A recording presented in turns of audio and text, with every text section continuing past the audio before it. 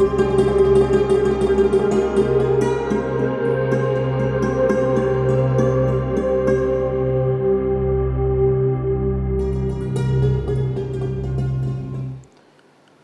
আলাইকুম ওয়া রাহমাতুল্লাহি ওয়া বারাকাতুহু। বিসমিল্লাহ ওয়া আলহামদুলিল্লাহ ওয়াসসালাতু ওয়াসসালামু আলা রাসূলিল্লাহ ওয়া আলা আলিহি ওয়া আসহাবিহি আজমাইন, আম্মা বা'দ। প্রিয় দর্শক শ্রোতা, কাছে কিংবা দূরে যে যেখানে অবস্থান করছেন, আপনার প্রত্যেককে শুভেচ্ছা জানিয়ে শুরু করছি দেশ টিভির নিয়মিত আয়োজন সরাসরি প্রশ্নোত্তরমূলক অনুষ্ঠান ইসলামী জীবন ও জিজ্ঞাসার 410তম পর্বে। প্রিয় দর্শক, মাহে রমাদানের পরে আমরা আজকে সরাসরি আপনাদের সামনে হাজির হয়েছি। রাসূল সাল্লাল্লাহু আলাইহি ওয়াসাল্লাম বলেছেন, মান সামা রমাদানা সুম্মা আতবাহু সিত্তাম মিন শাওয়াল কানা কাসিয়ামিদ দাহরি।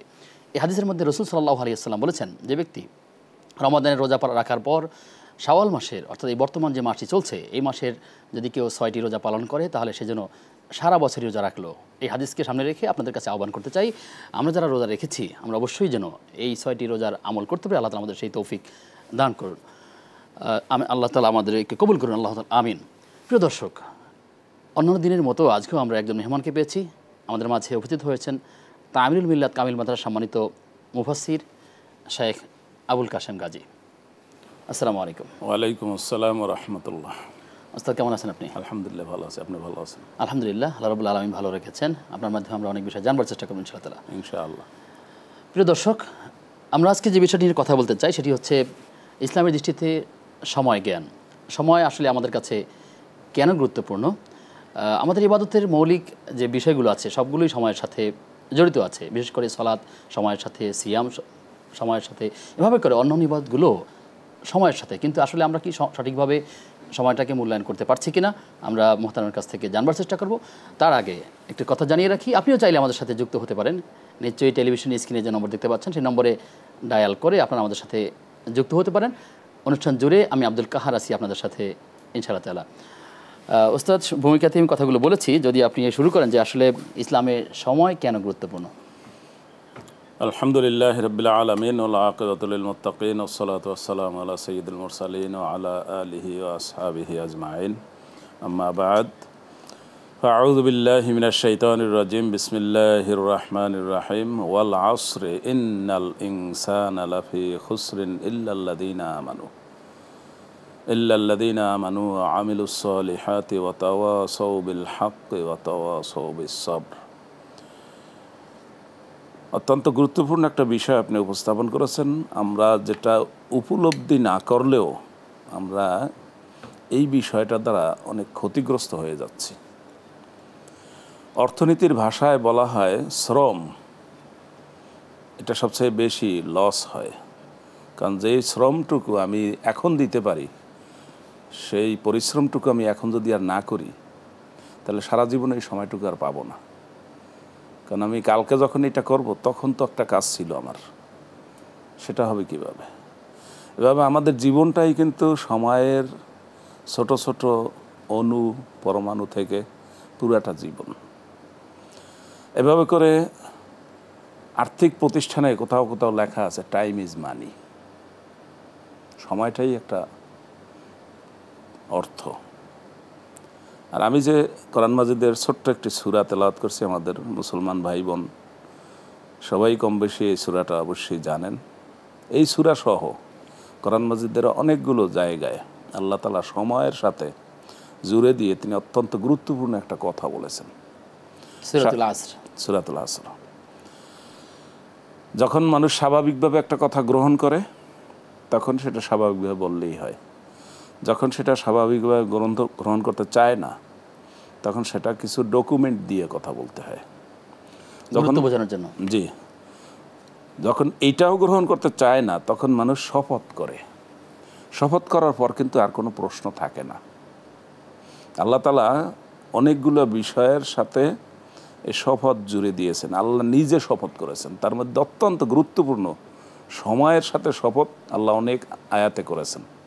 যেমন সূরাতুল আসরে বলছেন, ওয়াল আসরে, আসরের সময়ের শপথ, পরন্ত বেলার শপথ, বিকালের শপথ, যুগের শপথ। আসর শব্দের অনেকগুলো অর্থ হতে পারে। অনুরূপভাবে আল্লাহ বলছেন ওয়াল্লাইলে, রাতের শপথ, সেটাও কিন্তু একটা সময়। তিনি বলেছেন ওয়াদ-দুহা, পূর্বাহ্নের শপথ, সকালের শপথ। আল্লাহ সময়ের সাথে তার শপথটাকে জুড়ে দিয়েছেন। তারপরে তিনি অত্যন্ত গুরুত্বপূর্ণ একটা কথা বলবেন, যার জন্য তিনি সময়ের শপথ করে বলছেন। সময়টা কিন্তু বিরাট একটা ফ্যাক্টর। অর্থনীতির ভাষায় সবচাইতে বেশি লস কিন্তু এখানে, এবং এই জন্যই বলা হয় যে সময়টাই হলো অর্থ।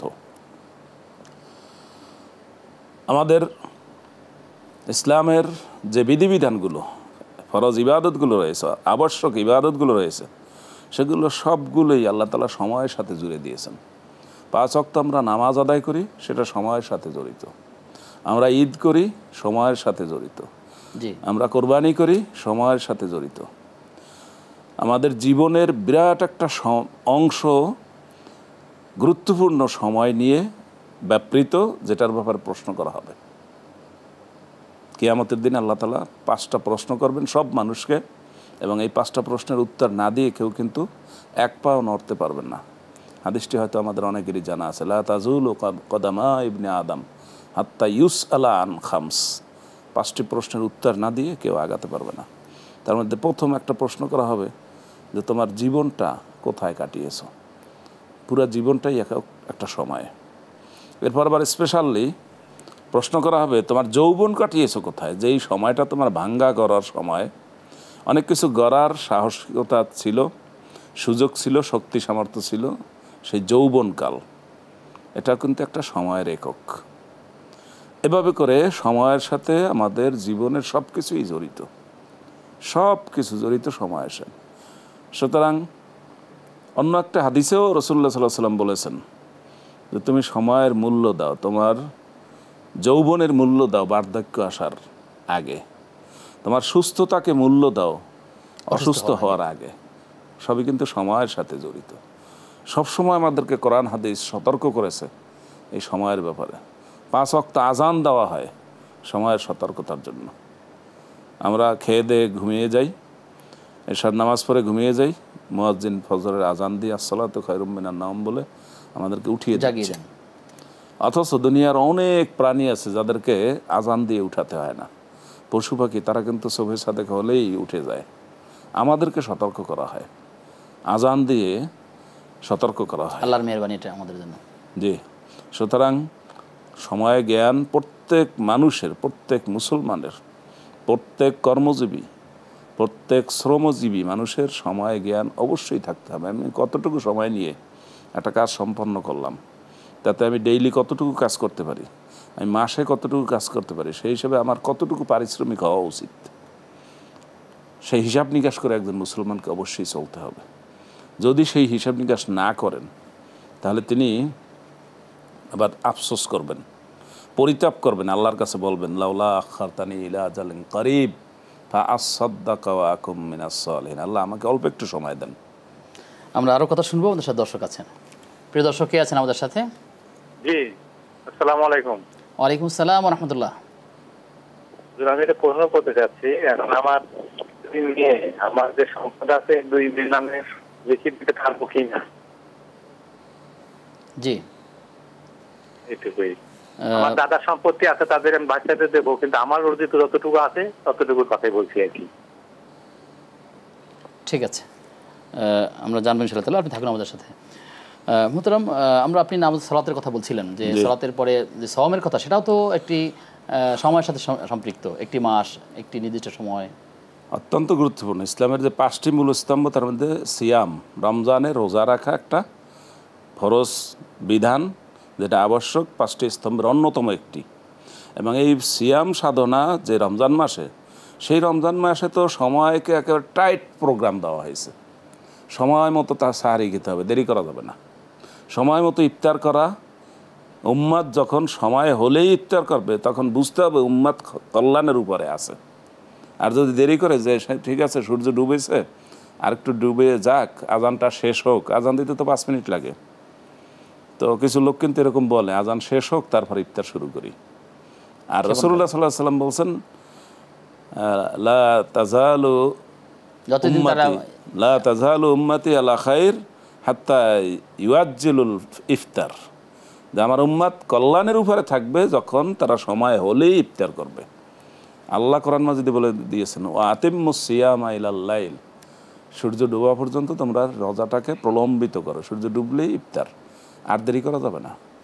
অর্থাৎ রমজানের সময়ের জ্ঞানটা কিন্তু অত্যন্ত গুরুত্বপূর্ণ একযোগে। তাহলে আমরা জানতে পারলাম যে আসলে সালাত এবং সিয়াম এই মৌলিক দুটি ইবাদতই সময়ের সাথে সম্পৃক্ত। আর কিছু কথা শুনবো বিরতির পরে এসে ইনশাআল্লাহ। প্রিয় দর্শক, আপনারা দেখছেন ইসলামী জীবন ও জিজ্ঞাসা। সময় হচ্ছে একটা বিরতির, যাচ্ছি অল্প সময়ের জন্য, সঙ্গেই থাকুন। বিরতির পরে সবাইকে আবারও আমন্ত্রণ জানাচ্ছি দেশ টিভির নিয়মিত আয়োজন ইসলামী জীবন ও জিজ্ঞাসার আজকের পর্বে। আমাদের আজকের অতিথি শেখ আবুল কাশেম গাজী। মোহতারাম, টেলিফোনে আমাদের এক দর্শক জানতে চাচ্ছেন যে তার যে সম্পত্তি আছে, অর্জিত সম্পদ, এটি তার মেয়েদের নামে দিতে পারেন কিনা। সেই সাথে তিনি এটাও জানতে চাচ্ছেন যে তার বাবার থেকে পাওয়া, অর্থাৎ এই মেয়েদের দাদার নামে পক্ষ থেকে যে সম্পত্তি পাওয়া আছে, এই সম্পদ সঠিকভাবেই সকল হকদারদের মাঝে বন্টন হওয়ার ব্যাপারে তিনি নিশ্চিত করেছেন, কিন্তু তার ব্যক্তিগত যে সম্পদগুলো আছে, অর্জিত সম্পদ, সেটি আসলে তার দুই মেয়েকে দিতে যাচ্ছেন। আসলে এই সম্পদের মধ্যে কোনো ভাগ আছে কিনা, অর্থাৎ বা কোনো তারতম্য আছে কিনা? নিজেরটা একরকম হুকুম, আবার তার বাবার থেকে পাওয়াটা সম্পদের একরকম হুকুম, ইসলাম কি বলে? যে অত্যন্ত গুরুত্বপূর্ণ, জীবন ঘনিষ্ঠ আমাদের এই সম্পদের বন্টন নিয়ে আমাদের অনেকের প্রশ্ন এবং অনেকে এই ব্যাপারে উদাসীন। কোরআন হাদিস আমাদেরকে এমন কোনো বিষয় জীবনের বাদ দেয়নি যে বিষয়টা আমাদের গুরুত্বপূর্ণ। সব বিষয়ে কোরআন হাদিস পরিষ্কার কথা বলেছে, পরিষ্কার সিদ্ধান্ত দিয়েছে। সূরাতুন নিসা কোরআন মাজিদের সিরিয়ালে 4 নম্বর সূরার 11 এবং 12 নম্বর আয়াতে এবং আরও কিছু কিছু আয়াতে এই ভাগ বাটোয়ারার বিষয়টা বলা হয়েছে। এক্ষেত্রে আমাদের লোকেরা কখনো কখনো মনে করেন যে আমি যা আমার পূর্বপুরুষ থেকে পেয়েছি সেটার অংশ সবাই পাবে, আর আমি নিজে যে সম্পদ অর্জন করেছি, নিজে কামাই করেছি, এটা আমার ইচ্ছা মতো চলবে। এটা কেউ কেউ মনে করেন। আবার কেউ কেউ মনে করেন যে বাবার সম্পত্তি ছেলেরা বেশি পাবে আর মায়ের সম্পত্তি মেয়েরা বেশি পাবে। এসবগুলোই ভুল ধারণা, ভুল বিশ্বাস, ভুল প্রচলন। বরং বাবার সম্পত্তিও ছেলেমেয়েরা যেভাবে পাবে, মায়ের সম্পত্তিও মায়ের মৃত্যুর পরে, বাবার মৃত্যুর পরে একই হারে পাবে। অনুরূপভাবে আমি পূর্বপুরুষ থেকে যেটার মালিক হয়েছি, ওয়ারিশ হয়েছি, আর আমি নিজে যা কামাই করেছি, সব সম্পদই আমার সম্পদ, এবং আমার সম্পদ আমার মৃত্যুর পরে আমার ওয়ারিশরা আল্লাহর বিধান মোতাবেক পেয়ে যাবেন। আমরা আগে যে বিষয়টা উল্লেখ করেছিলাম যে 5টা প্রশ্নের উত্তর না দিয়ে কোনো লোক কিয়ামতের দিন এক পাও সামনে আগাতে পারবে না। তার মধ্যে সম্পদ সম্পর্কে 2টা প্রশ্ন থাকবে। মিন আইনা ইকতাসাবা, সে এই সম্পদ কোথা থেকে অর্জন করেছে, কামাই করেছে, এটা কি বৈধ পথে না অবৈধ পথে, হালাল নাকি হারাম। আবার সেটা বিতরণ করেছে, ব্যয় করেছে কোথায়, সেটা কি আল্লাহর নির্দেশিত পথে না নিজের ইচ্ছা মতো। যদি সেরকম হয়ে থাকে, নিজের ইচ্ছা মতো অথবা আল্লাহর নির্দেশ লঙ্ঘন করে, তাহলে সেটা তার জন্য বিপদ হয়ে দাঁড়াবে। কারণ সম্পদ উপার্জনের বিধানও আল্লাহ দিয়েছেন, সম্পদ ব্যয়ের বিধানও আল্লাহ দিয়েছেন। এই বিধানের বাইরে তাকে কিছু করার সুযোগ নেই, কারণ সম্পদের মূল মালিক আল্লাহ। আল্লাহ সকল সম্পদটাই আসলে সরিভাবে বন্টন হওয়া উচিত। হ্যাঁ, সরিভাবে বন্টন হবে, এবং সম্পদের মূল মালিক আল্লাহ। আল্লাহ যেখানে এই সম্পদের কথা বলছেন সেখানেই বলেছেন অমিম্মা রাযাকনাকুম, আমি তোমাদেরকে যে রিজিক দিয়েছি সেইটা তুমি কিভাবে অর্জন করেছো আর কিভাবে ব্যয় করেছো, এইটার ব্যাপারে তোমাকে প্রশ্ন করা হবে। সুতরাং সম্পদ দিয়েছেন আল্লাহ, এখানে তার বিধানেই, আল্লাহর নিয়মই আমাদেরকে সেগুলো বন্টন করতে হবে। অতএব তিনি তার মেয়েদেরকে কোনো কিছু নিজে মৃত্যুর আগে সব সম্পত্তি লিখে দিবেন, এটা বৈধ না। বরং তাদের প্রয়োজনে এখন লেখাপড়া করা, তাদের দৈনন্দিন খরচ এবং তাদের চিকিৎসা, তাদের বিয়ে শাদী ইত্যাদিতে তার যথেষ্ট পরিমাণে অপব্যয় না করে যথেষ্ট পরিমাণে ব্যয় করতে পারবেন, কোনো প্রশ্ন নাই। কিন্তু তিনি মৃত্যুর আগে এই সম্পত্তি তার কোনো মেয়েকে অথবা শুধু মেয়েদেরকে সম্পূর্ণ লিখে, অথবা শুধু কাউকে বঞ্চিত করার উদ্দেশ্যে, অথবা কাউকে কম দেওয়ার উদ্দেশ্যে, কাউকে ঠকানোর উদ্দেশ্যে কোনোভাবেই তিনি লিখে দিতে পারবেন না। আল্লাহ তাআলা আমাদেরকে এই বিষয়গুলো বুঝবার তৌফিক দান করুন। শেখ, আমাদের কাছে একজন প্রশ্ন পাঠিয়েছেন সেলিম রেজা ঢাকা থেকে। তিনি লিখেছেন যে কিস্তিতে পণ্য কেনা যাবে কি? কিস্তিতে পণ্য কেনার বিষয়ে মানুষের একটা সাধারণ ধারণা রয়েছে। তারা মনে করে যে সুদী ব্যাংকগুলো যে লেনদেন করে এটা তো সুদ, আর ইসলামী ব্যাংকিং যারা করে বলে যে আমরা ইসলামী ব্যাংকিং করি, এটা সুদ নয়, এটা হালাল। এবং আমাদের দেশের একজন অর্থনীতিবিদ, তিনি অর্থমন্ত্রীর দায়িত্ব পালন করছেন অনেক বছর, তিনিও এক সময় বলেছিলেন ইসলামী banking is fraud, Islami banking একটা ধোঁকা, একটা প্রতারণা। এই কথাটা ওনার চরম ভুল হয়েছে। কোরআন মাজিদে এই কথাটা রেকর্ড করা হয়েছে। অর্থাৎ রাসূলুল্লাহ সাল্লাল্লাহু আলাইহি ওয়াসাল্লাম যখন ছিলেন তখনও লোকেরা যারা সুদকে ব্যবসার সাথে গুলিয়ে ফেলেছে তারাও এই জাতীয় কথা বলতো। তারা বলতো ইন্নামাল বাইউ মিথলুর রিবা। কোরআন মাজিদে সূরাতুল বাকারার 275 নম্বর আয়াত থেকে এই বিষয়গুলো বলা আছে। ইন্নামাল বাইউ মিথলুর রিবা, এটা তারা বলতো জাহেলি যুগের জাহেল এবং ইসলাম সম্পর্কে অজ্ঞ এবং মুশরিক বেঈমান তারা এই কথাটা বলতো। মানে কেনাবেচা আর সুদ একরকমই। অথচ আহাল্লাল্লাহুল বাইআ ওয়া হাররামার রিবা, আল্লাহ তাআলা ব্যবসা হালাল করেছেন আর সুদ হারাম করেছেন। সুদি কারবার মুসলমান কখনো ক্রমে করবে না, কখনোই করবে না। প্রশ্ন যে বিষয়টিতে সে জানার যে কিস্তিতে দেওয়া, এখন আমি সেটাই জন্যই আসছি। এখন এটা যে সুদ হয় কিভাবে আর সুদ হয় না কিভাবে, এটা লোকেরা না জানার কারণে দুটাকে গুলিয়ে ফেলে। আপনি একটা ফ্রিজ কিনতে গেছেন, আপনি নগদ টাকায় কিনবেন, দোকানদার আপনাকে বললো যে আপনার ফ্রিজের দাম ৮০,০০০ টাকা। আমি গেলাম ফ্রিজটা কিনতে, ওই ধরনের একটা ফ্রিজ কিনতে। আমি গিয়ে বললাম যে আমি ভাই ৬ মাসের কিস্তিতে টাকাটা দেব, আমাকে 5টা কিস্তিতে টাকা দিতে সুযোগ দিতে হবে। তখন তিনি আমাকে বললেন যে আপনার এই ফ্রিজের দাম পড়বে ১ লক্ষ টাকা। আচ্ছা, অর্থাৎ 20,০০০ টাকা কিন্তু তিনি বাড়িয়ে বলছেন। আপনিও একজন কাস্টমার, আমি একজন কাস্টমার। আপনি নিচ্ছেন নগদ, আমি নিচ্ছি বাকি। এই বাকিতে আমি যে নিচ্ছি তিনি এখন লাভ বেশি, 20,০০০ টাকা আমার চোখের সামনে বেশি নিচ্ছেন। এটা হালাল, এটা বৈধ। আচ্ছা, কারণ আপনি লক্ষ্য করবেন আমাদের দোকানদার ব্যবসায়ী যারা আছেন, কিন্তু এখানে যে ত্রুটিটা থেকে যায় সেটা হলো যে সে হয়তো 5টা কিস্তিতে নিল, আপনি যেমন বললেন, কিন্তু দেখা গেল যখন সে কোনো একটা কিস্তি সঠিক সময় দিতে পারলো না, অথবা 5 মাসের মধ্যেই তার শেষ করবার কথা, এটি হয়তো 6 মাস গড়াচ্ছে অথবা কোনো মাসে দিচ্ছে না, তখন এটাকে ওই 1 লক্ষ টাকার পরিবর্তে আরও 10,000 টাকা অথবা আরও 2,000 বা 5,000 বা সামথিং কোনো একটা অ্যামাউন্ট যোগ করে মূল আবার কিস্তিটাকে রিনিউ অ্যামাউন্ট দেওয়া হয়ে থাকে।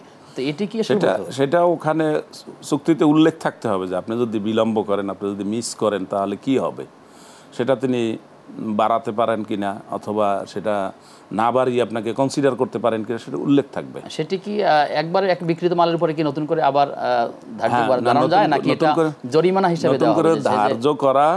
অর্থাৎ আপনাকে যদি কোনো বাইন্ডিংসের মধ্যে না দেওয়া হয় তাহলে তো আপনি তো আসলে ত্রুটির মধ্যে চলে যাবেন। এটা এবং এটার সূত্রে সম্ভাবনা বেশি, এটার আশঙ্কা আছে এবং এটার ব্যাপারে হাদিসেও আসছে যে কুল্লু মা ইউতাযাররাউ ইলা মাহযুর ফাহুয়া মাহযুর।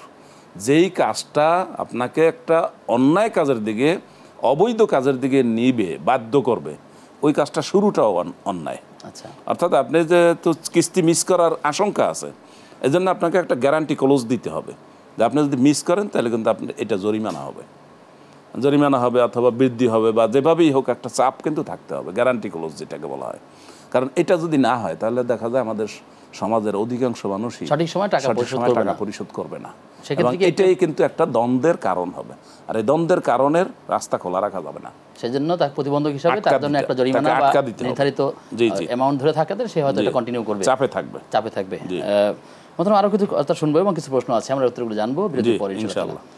প্রিয় দর্শক, আপনারা দেখছেন ইসলামী জীবন ও জিজ্ঞাসা। সময় হয়েছে আবার একটি বিরতির, যাচ্ছে অল্প সময়ের জন্য। আশা করছি বিরতির পরে আবারও যুক্ত হবেন।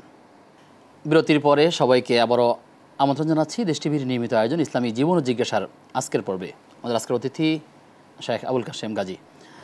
মোহতারাম, আমাদের হাতে প্রশ্ন আছে বাসাইল টাঙ্গাইল থেকে সাকিব আহমদ। তিনি জানতে চেয়েছেন যে সালাতে দাঁড়ানো ব্যক্তি কতটুকু সামনে দিয়ে যাওয়া যাবে? একজনই নামাজ পড়তেছেন, তার কতটুকু সামনে দিয়ে আরেকজন মুসল্লি বা একজন পথচারী বা হেঁটে যেতে পারবেন এরকম? যে অত্যন্ত গুরুত্বপূর্ণ জীবন ঘনিষ্ঠ প্রশ্ন। রাসূলুল্লাহ সাল্লাল্লাহু আলাইহি ওয়াসাল্লাম বলছেন যে লাউ ইয়ালামুল মারু মা বাইনা ইয়াদাইস মুসাল্লি, যে যিনি নামাজ আদায় করেন তার সামনে দিয়ে গেলে কতটা অপরাধ, সেটা যদি একজন অতিক্রমকারী বুঝতো তাহলে সে কখনোই এখান থেকে অতিক্রম করতো না। কিন্তু নামাজের জায়গা কতটুকু? তিনি 10টা কাতারের পিছনে দাঁড়িয়েছেন, 10টা কাতারই কি তার দখলে? না, তার দখলে তার নামাজে যতটুকু দরকার 1 সেজদা পরিমাণ, এবং এই 1 সেজদা পরিমাণের ভিতর দিয়ে যদি কেউ যায় তাহলে তাকে তিনি হাত দিয়ে ইশারা করবেন। যদি তিনি ইশারায় না ফিরেন তাহলে তাকে ধাক্কা দিয়ে ফেলে দিবেন, কিন্তু এখান থেকে যেতে দিবেন না। অর্থাৎ 1 সেজদা পরিমাণ তার এরিয়া, এর বাইরে থেকে যদি কেউ যায় সেটা কোনো অসুবিধা নেই। আচ্ছা, যে এটা আমাদেরকে বুঝতে হবে। এখন একজন যদি 5 কাতারের পিছনে দাঁড়ায় আর সামনে 5টা কাতার খালি আছে, এর সামনে দিয়ে কেউ আর হাঁটতে পারবে না, এরকম কোনো বিধান না। তো এটা আপনি ব্যক্তিগত সালাতের কথা বলছেন যে জি, জি, গেলে সে বাধা দিবে, যদি জামাতে থাকে সেক্ষেত্রে কি হবে? এটা একটা গুরুত্বপূর্ণ কথা। জামাতে যখন থাকবে তখন শুধু ইমামের সামনে দিয়ে যাবে না, কিন্তু অন্যান্য মুসল্লিদের সামনে দিয়ে সে যেতে পারবে।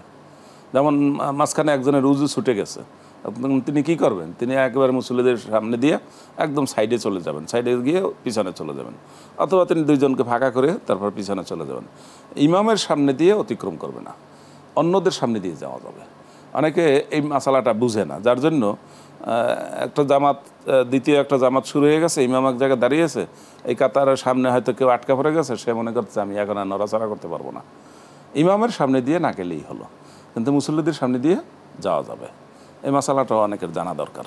জি, সালাতের একটা মৌলিক বিষয় আমরা জানলাম। জি, এবাদুর রহমান সিলেট থেকে তিনি জানতে চাইছেন যে আমার মা আমাকে ডিম কিনতে 150 টাকা দিয়েছেন, আমি মুদি দোকানকে সেই 130 টাকা দিয়ে ডিম কিনেছি। কেনার পরে মায়ের কাছে কেনার সময় নিয়ত করেছি মায়ের কাছে এই ডিমটি বিক্রি করবে 140 টাকায় এবং মাকে 10 টাকা ফেরত দিব। এটি আসলে তার জন্য বৈধ কিনা? মায়ের সাথে সে যেটা করছে এটা কোনো লেনদেনের, আর্থিক লেনদেনের মধ্যে পড়ে না। আচ্ছা, কারণ কোরআন মাজিদে সূরা নূরের 61 নম্বর আয়াতে একটা বিরাট তালিকা দেওয়া হয়েছে। সেই তালিকায় মা, বাবা, ভাই, বোন, ফুফু, খালা, অনেক লোক আছে, বন্ধুবান্ধব, এমনকি যেই ঘরের চাবি আমার হাতে, সেখান থেকে তার অনুমতি না নিয়েও খাওয়া দাওয়ার সুযোগ আছে। অর্থাৎ মায়ের টাকা নেওয়া আর এখানে মায়ের কাছে বিক্রি করার মধ্যে তেমন কিছুই যায় আসে না। সে মায়ের থেকে 10 টাকা বেশি নিলেও কিছু না, আর মাকে 10 টাকা যদি কম দেয় সেটাও কোনো অপরাধের মধ্যে এটা কি প্রতারণার মধ্যে পড়ে? বা এটা প্রতারণার মধ্যে পড়ে না, তবে এটা একটা প্রতারণার প্রাথমিক অবস্থা। অর্থাৎ এইভাবে করতে করতে সে কিন্তু অন্য লোকেদের সাথেও এটা করবে। সুতরাং মায়ের সাথে এই ধরনের না করে বরং পরিষ্কার হওয়া দরকার যে আমি ডিম 130 টাকায় কিনেছি, বাকি আমার 20 টাকা আমি নিলাম, বা যে কোনো কারণে সে ব্যাখ্যা করবে। আমাদের সমাজে আপনি লক্ষ্য করবেন কিছু ছেলেরা, মেয়েরা বাবার পকেট থেকে টাকা চুরি করে, আর কিছু ছেলেমেয়েরা এমনভাবে বড় হয় যে তাদের ঘরে এখানে সেখানে টাকা থাকে, তারা কোনোদিন টাকা ধরে না, মা বাবার অনুমতি ছাড়া 1 টাকাও তারা তসরুপ করে না। আমাদের সন্তানদেরকে আদর্শ শেখাতে হবে, আদর্শ শেখাতে হবে, প্রতারণা শেখানো যাবে না। জি মোহতারাম, আমরা তো যে বিষয়ে আলোচনা করছিলাম যে ইসলামের দৃষ্টিতে সময় জ্ঞান, আপনি সেখানে মৌলিকভাবে দুটি ইবাদতের কথা বলেছেন, সালাত এবং সিয়াম। আরও কোনো ইবাদত সময়ের সাথে আছে কিনা যদি? যে আমরা যেটা বলছিলাম যে মৌলিক ইবাদত ইসলামের মূল স্তম্ভ হলো 5টি। ইমান, প্রথমে ইমান। তো ইমানটাও কিন্তু সময়ের সাথে জড়িত, অর্থাৎ ইমান গ্রহণ করার কিন্তু আমার একটা সময় আছে। আমি শিশুকালেই আমার ইমান গ্রহণ করা ফরজ নয়, তাহলে সেটাও একটা সময়ের সাথে জড়িত। যখন আমি প্রাপ্তবয়স্ক হব তখন আমাকে ইমান গ্রহণ না করলে আমাকে কৈফিয়ত দিতে হবে, এটা একটা সময়ের সাথে।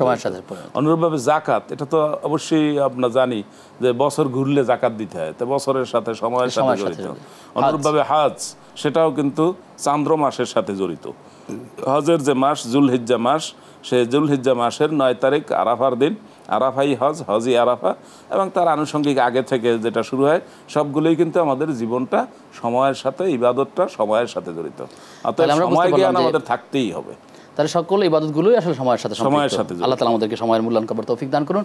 আপনাকে ধন্যবাদ জানিয়ে আমাদের শেষ করতে হচ্ছে। আগামী কোনো একদিনে আবারও আপনাকে পেলে নতুন কোনো অন্য বিষয় নিয়ে আলোচনা করব। আপনাদের সবাইকে শুকরিয়া জানাচ্ছি। প্রিয় দর্শক, আমরা আলোচনা করছিলাম ইসলামের দৃষ্টিতে সময় জ্ঞান। রাসূল সাল্লাল্লাহু আলাইহি ওয়াসাল্লাম বলেছেন, তাকে জিজ্ঞাসা করা হয়েছিল সৌভাগ্যবান কারা, তিনি বলেছেন যারা দীর্ঘ হায়াত পেয়েছে এবং নেক আমল করছে।